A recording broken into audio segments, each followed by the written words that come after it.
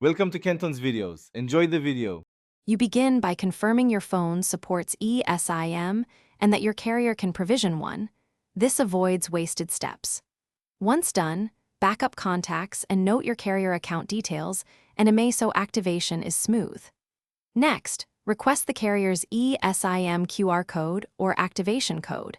Make sure you're on a stable Wi-Fi network to download the profile. Now open your phone's cellular settings and choose to add a mobile plan, so you can scan the provided QR or enter the code. You'll scan the QR or type the activation code into Add Cellular Plan.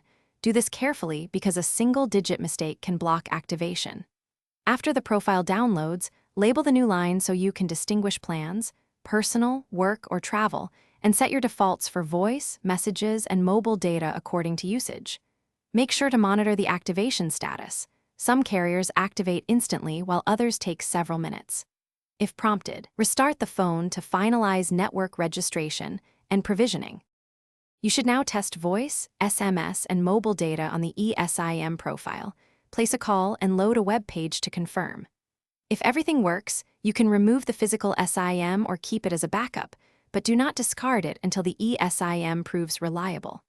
If activation fails or there's no signal, toggle airplane mode, restart the phone, or remove and reinstall the Esim profile.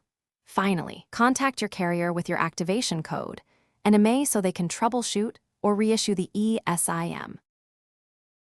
Thanks for watching. Consider subscribing if we helped you.